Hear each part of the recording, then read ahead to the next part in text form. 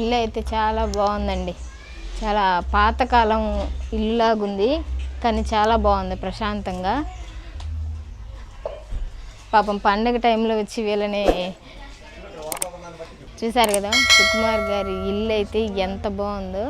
మొత్తం ఈ కనిపించే ఈ తోటంతా కూడా సార్ వాళ్ళదే. చాలా బాగుంది. సార్ అప్పుడప్పుడు వచ్చి ఇక్కడే రిలాక్స్ అవుతూ ఉంటారు.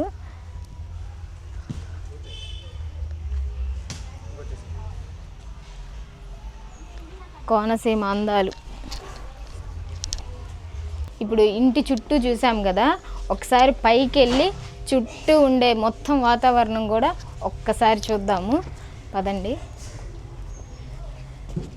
ఇక్కడ నుంచి మనకి మొత్తం కనిపిస్తుంది వ్యూ. కింద అయితే చాలా బాగుందండి. ఇప్పుడు నుంచి మొత్తం ఇల్లు మొత్తం కవర్ అవుతుంది. ఒక్కసారి చూడండి, మామిడి చెట్లు, కొబ్బరి చెట్లు.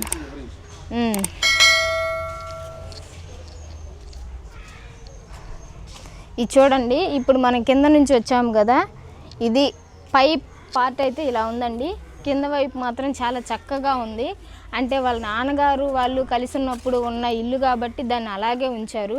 కింద మాత్రం కొంచెం నీట్గా సెట్ చేశారు. పైన మాత్రం ఇల్లు అయితే ఇంకా బాగుంది. ఇక్కడ మన సుకుమార్ గారు పుట్టి పెరిగి ఆయన బాల్యాన్ని సంతోషంగా గడిపిన ప్లేస్ ఇది.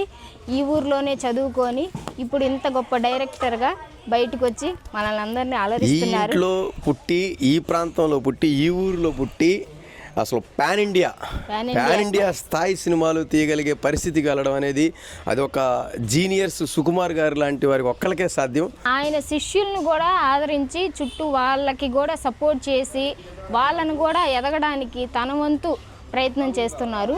అది అందరి వల్ల అవ్వదు, కానీ సుకుమార్ గారు మాత్రం ఉన్న ఊరిలో తనకి సపోర్ట్ చేసిన వాళ్ళని, తన చుట్టూ ఉండే శిష్యులను కూడా ఎంకరేజ్ చేస్తున్నారు. దీనికి మనం సార్కి నిజంగా కృతజ్ఞతలు చెప్పాలండి. ఆయన ఈ యొక్క లక్షణానికి.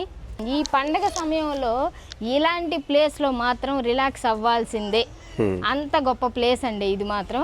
మన యొక్క కోనసీమ అందాలు ఎంత చక్కగా ఉన్నాయంటే ఇప్పుడు మనం ఊర్లో అక్కడక్కడ దారి పొడుగుతూ చూస్తున్నాము, కానీ సుకుమార్ సార్ వాళ్ళ ఇంటి దగ్గర మాత్రం మొత్తంగా ఒక చాటే ఊర్లో ఉన్నాయి అన్ని కొబ్బరి చెట్లు ఉన్నాయి. ఆ కనిపిస్తుంది, అది మొత్తం ఒక గార్డెన్ లాగా చాలా చక్కగా ఉన్నాయి చెట్లు. అన్ని రకాల చెట్లు ఉన్నాయి. అది